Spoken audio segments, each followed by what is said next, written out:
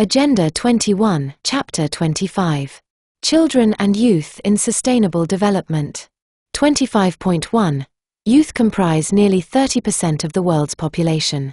The involvement of today's youth in environment and development decision-making and in the implementation of programs is critical to the long-term success of Agenda 21. Program areas.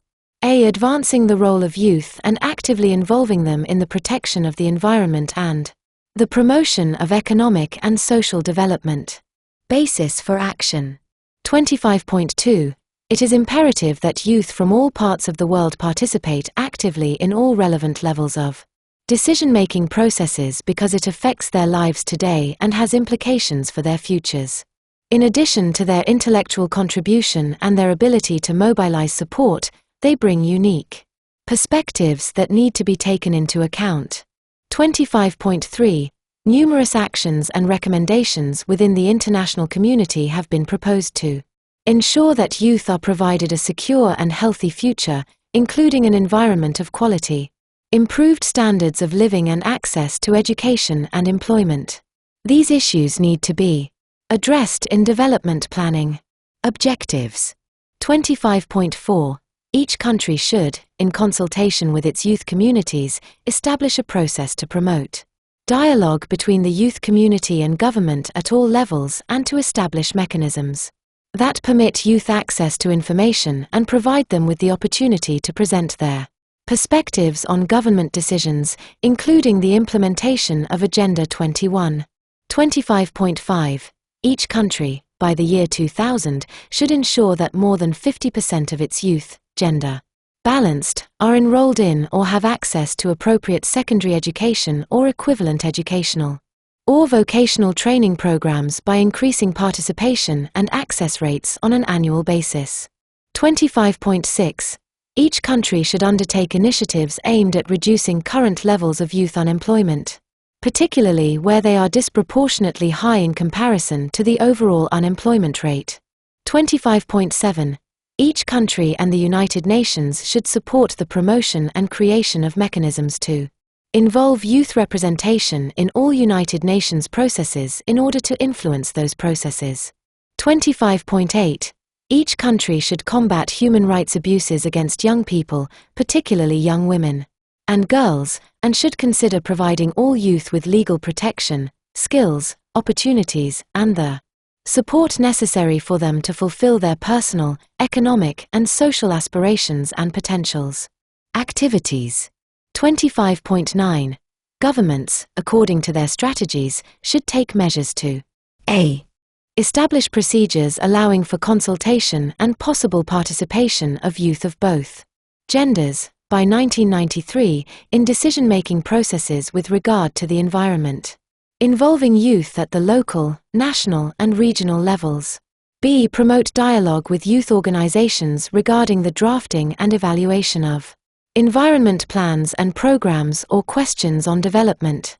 C. Consider for incorporation into relevant policies the recommendations of international, regional and local youth conferences and other forums that offer youth perspectives on social and economic development and resource management.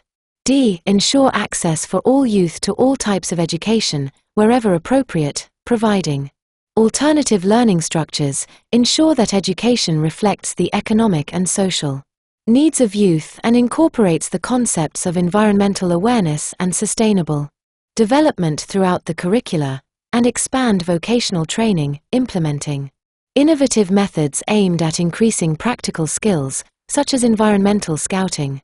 E. In cooperation with relevant ministries and organizations, including representatives of youth, develop and implement strategies for creating alternative employment opportunities and provide required training to young men and women. F. Establish task forces that include youth and youth non-governmental organizations to develop educational and awareness programs specifically targeted to the youth population on critical issues pertaining to youth. These task forces should use formal and non-formal educational methods to reach a maximum audience.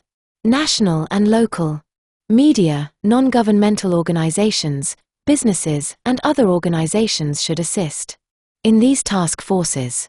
G. Give support to programs, projects, networks, national organizations, and youth non-governmental organizations to examine the integration of programs in relation to their project requirements, encouraging the involvement of youth in project identification, design, implementation, and follow-up. H. Include youth representatives in their delegations to international meetings, in accordance with the relevant General Assembly resolutions adopted in 1968, 1977, 1985, and 1989. 25.10. The United Nations and international organizations with youth programs should take measures to a. Review their youth programs and consider how coordination between them can be enhanced. B. Improve the dissemination of relevant information to governments, youth organizations, and other non-governmental organizations on current youth positions and activities, and monitor and evaluate the application of Agenda 21. C. Promote the United Nations Trust Fund for the International Youth Year and collaborate with youth representatives in the administration of it, focusing particularly on the needs of youth from developing countries.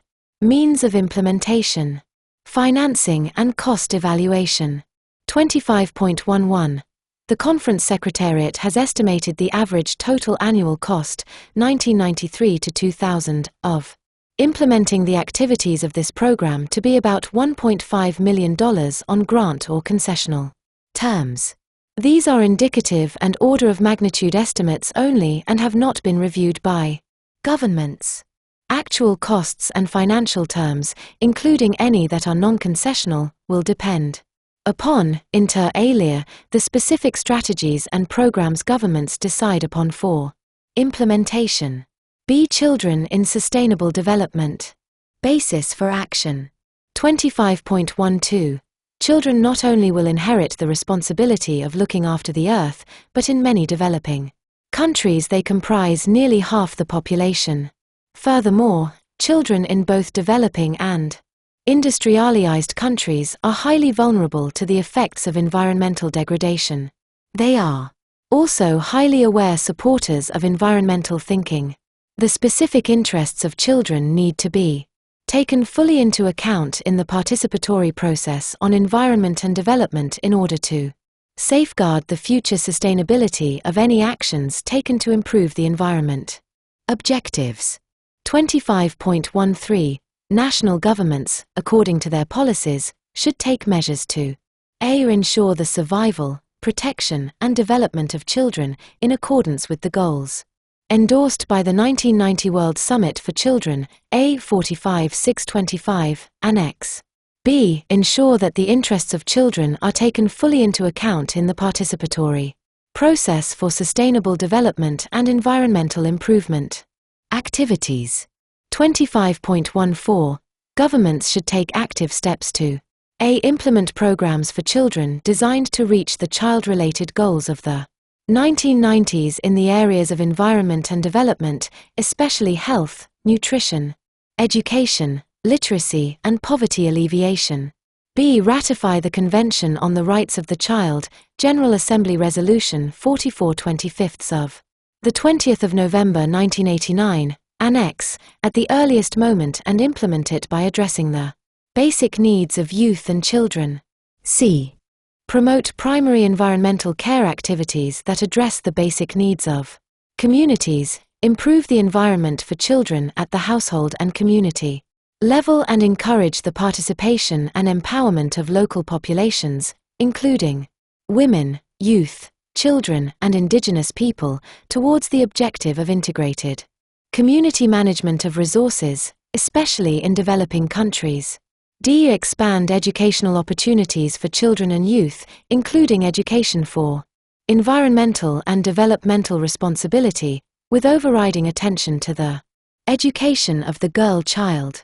E. Mobilize communities through schools and local health centers so that children and their parents become effective focal points for sensitization of communities to environmental issues. F. Establish procedures to incorporate children's concerns into all relevant policies and strategies for environment and development at the local, regional and national levels, including those concerning allocation of and entitlement to natural resources, housing and recreation needs, and control of pollution and toxicity in both rural and urban areas. 25.15 International and regional organizations should cooperate and coordinate in the proposed areas. UNICEF should maintain cooperation and collaboration with other organizations of the United Nations, governments and non-governmental organizations to develop programs for children and programs to mobilize children in the activities outlined above. Means of implementation. A. Financing and cost evaluation. 25.16 Financing requirements for most of the activities are included in estimates for other programs. B. Human resource development and capacity building. 25.17 The activities should facilitate capacity building and training activities already contained in other chapters of Agenda 21.